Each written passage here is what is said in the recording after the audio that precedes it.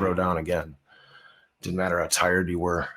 Didn't matter how underfed you were, underslept. You still throw down because, like you said earlier, it's the passion that got us started here.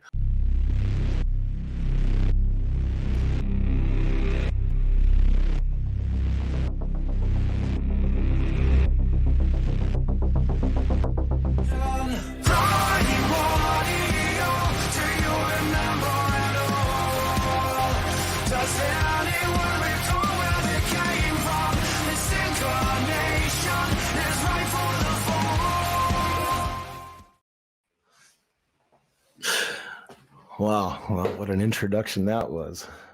It's funny to me that after all these years of touring and performing and speaking and doing all this stuff, as you said, it's the moment we're all waiting for. We've been waiting for. My heart started pounding and I got nervous. So here I am freaking out a little bit over something that I've just been kicking back in my room watching you kill it for the last hour. So that being said, man, you touched on so many things that are perfectly spot on. And it's such a complicated web to traverse this industry and figure out the proper steps and find the right network and find the right people to surround yourself with and know whose strategy is the right one to take. Shout out to Tag Publicity, because I've been working with Tom and Tracy for probably 14 years now.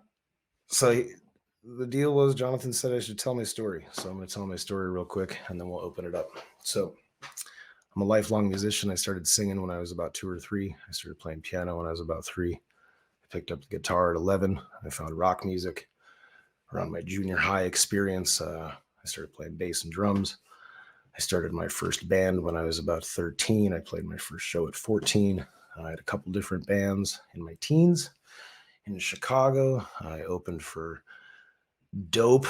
Back in the day, was my first national opener. We almost opened for Mushroom Head. That becomes relevant later as I've become really close with Waylon from that band. And I toured with them in Gemini years later. About 2003, I moved to LA to go to Musicians Institute for guitar. I was not trying to be a singer of a band. I didn't want to be the front person. I wanted to be Dimebag Darrell. I did that. And then I got the gig playing guitar for OTEP in 2007. I had been working at the school store at MI for a few years. And one of my neighbors had gone out with Chimera as guitar player. And he had gotten my drummer at the time, Brian Wolf, the OTEP gig. So it was, again, this kind of network thing, right? It's things, guys we went to school with, that we lived in the same building in Hollywood, went on tour.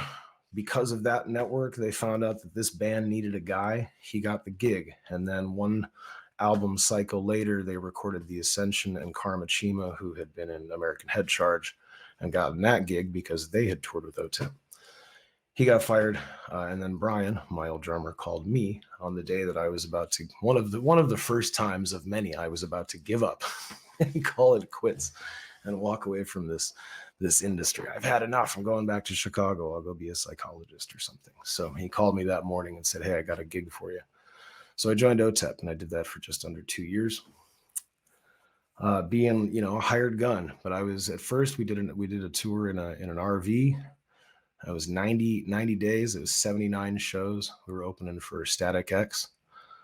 That was my first tour experience, and it was crazy. And I'm still friends with some of those guys. I just saw Bruce Ryder on this last tour, who is now front of house for Five Finger Death Punch, and one of my Kung Fu instructors and training partners over the years. So I'm still in touch with him, 17 years later or whatever. And then we did bus tours, and at some point, being in that band was not rewarding. So, and it was an awful situation, to be honest. And I don't want to shit talk anybody, but it was just not a good place to be. So we left and we started over, and that was a terrifying thing. So I was back in Chicago for a couple of years. And then I was in a place in my life in my late 20s. I clearly missed touring and the road life. And I wanted to be a musician for life. And I went back to LA for some time. My parents were getting divorced. And even at that late age, it was still traumatic or whatever. So I took a reprieve, and in my 10 weeks or whatever in LA, I had gotten reached out to, again, because of networking, because of the people I had met through school at MI, neighbors I had had, friends I'd had. These guys that were putting together a band. At the time, it was just Rich Juswick and Brian Steele Medina, really.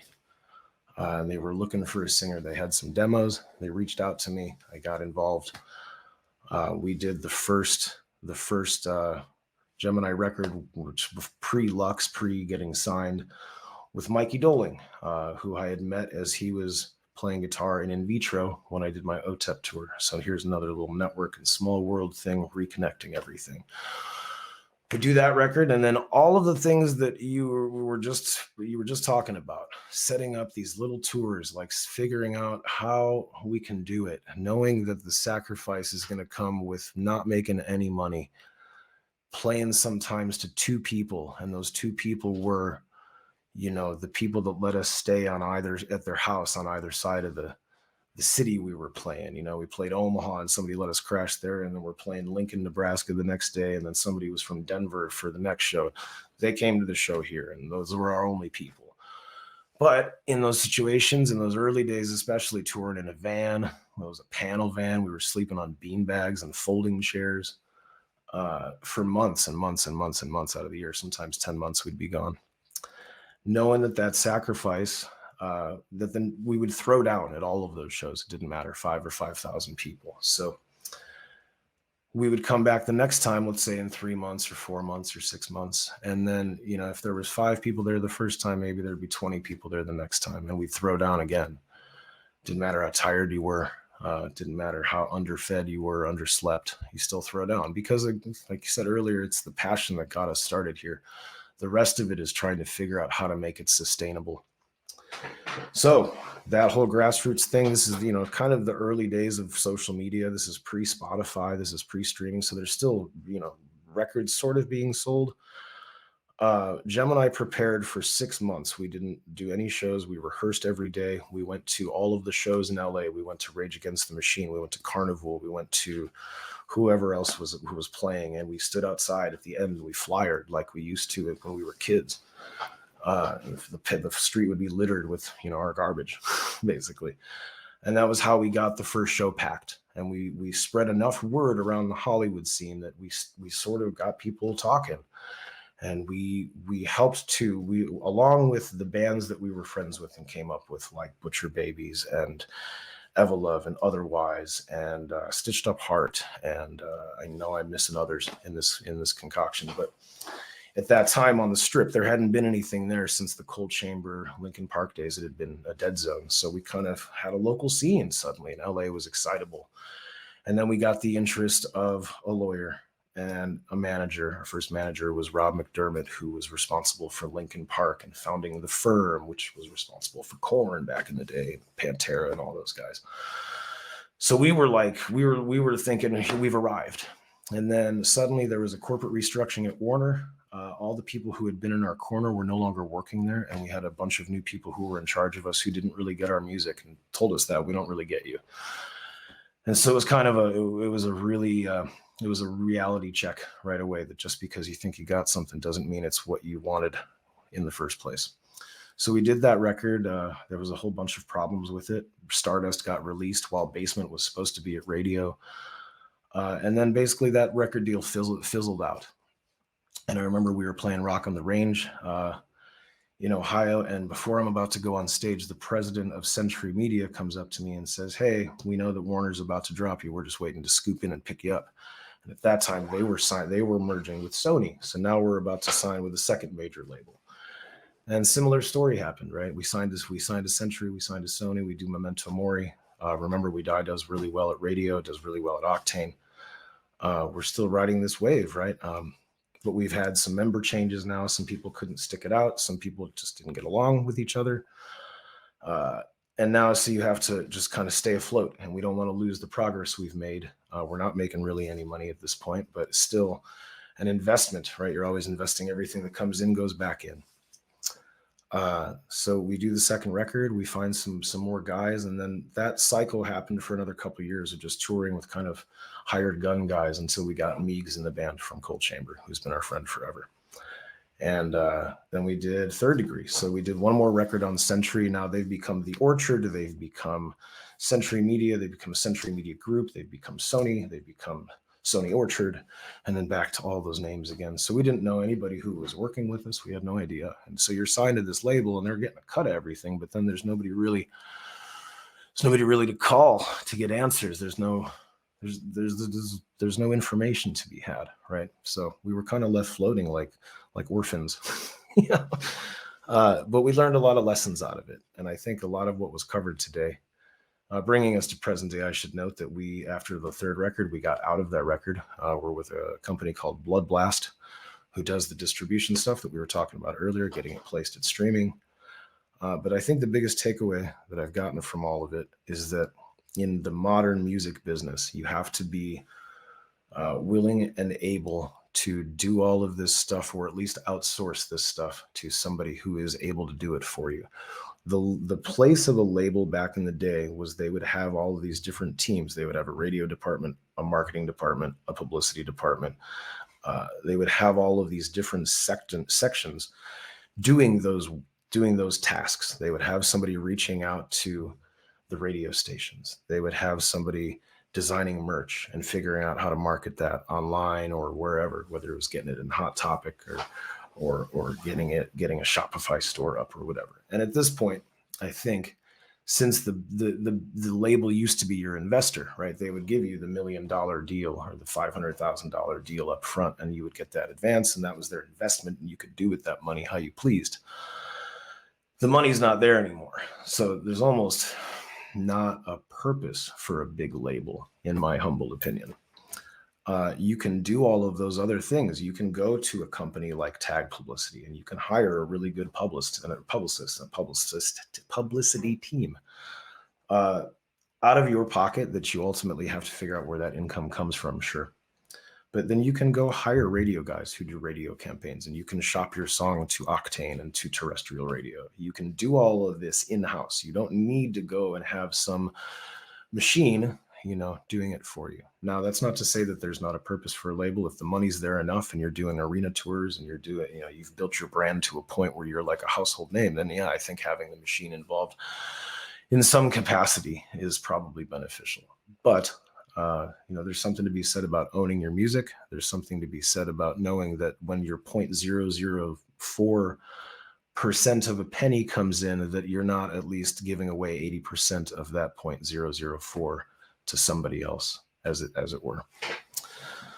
There was so many things that you talked about that I wanted to comment on, and I know that my time is brief and I don't want to overstay my welcome, but something that I wanted to comment on is the multiple buckets of income, right? My buddy Kane Turco said that a lot of people go in and they put out one big bucket to collect the rainwater. And the problem is that if that bucket gets knocked over, you lost all your rainwater. And then you're left without, right? So his method was putting a bunch of buckets out, right? And we have the Patreon over here and we have the online lessons over here. That's all stuff that I do. I have a Patreon. I teach online lessons. I teach piano, voice, and guitar remotely from the house. And then there's stuff like this. If I can get on a panel somewhere, if I can do a feature on somebody else's record, I've got a feature coming out with Dave Perry from Fear of Water. He's the drummer of Ra. Waylon from A Killer's Confession, formerly Mushroomhead, and I did a song that's coming out sometime early in 24. So I've got those two features happening. So, keeping all of these different buckets, collecting income coming in, and then being able to discern, like, if I have a band Patreon, can we take that money and funnel it back into the band itself?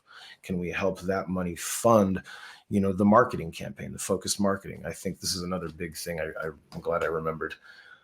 One of the hardest things to crack for me, has been to, how do you get the people that like you to know what you're doing? Because even with social media, just posting isn't enough, right? This targeted marketing stuff is something I've really been interested in lately. Like you said earlier, going to like Las Vegas musicians, going to that group and posting in there. And like, there's ways to pinpoint. You can target, like, okay, people who went to rock shows in this region in the last 3 months or whatever, and you can find the diagnostics of that. You can target those people to say, hey, Gemini Syndrome is coming to town.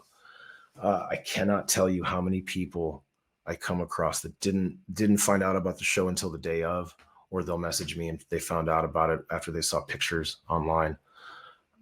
They just didn't know, and there was no resource to get that information to them, whether it was an email list that they're not on because maybe we lost our due diligence somewhere along the way. There's a lot of work in all of this, man, and I've been doing it for 17 years, and it's hard to keep it all straight. As you were going over all these points, I'm like, man, I am jaded and lazy in my old age because, God, I don't want to post 3 times a day on social media. But that's just me. But ideally, man, I mean, I would maybe be able to outsource that to somebody if I absolutely have to. So present day, Gemini just got done. We have a 4th record in the can. We released 3 songs talking about your network. I've had a bunch of managers over the time. I've had a bunch of booking agents over the time. I've had the same lawyer for 14 years. I've had the same business manager for 14 years. They have been the most consistent part of our team, and I don't know what I would do without them. My first manager, Rob, was my favorite of all of them, but Rob is he's a big shot, man. He's got a lot going on, and it didn't work out for us. But we have been mismanaged over and over again. We have been underrepresented over and over again. So if I can say anything else, it's this: be vigilant about who's in your network. You used the term mutual usage, and the usage word kind of rubs me wrong. I'm not critiquing your method, but I would say more like mutually exclusive or mutually beneficial, making sure that what you're doing for them, they're equally doing for you. Because so often people come into your life in this world and they're like, I can do this for you and I can do that for you. And you say, cool. And they're like, all I require is a 15% cut of gross. But if they don't deliver on those things and are veiling you to not see them, I've been screwed so many times and found out about it later after the fact and felt helpless, right? Like, man, was I too trusting? Maybe I thought people had my best interest at heart, and they really didn't. They were after the money.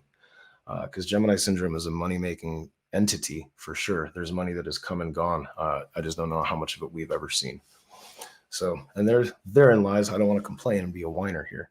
I'm grateful for my opportunity. I'm grateful for the experiences I've had. And, in the beginning, the whole journey changes from like this, the kind of happy to be here touring mentality, like, cool, I get to see all the 50 states. I've never done that before. And after you've done that for a while, then your priorities change. Now I don't want to be in a van anymore.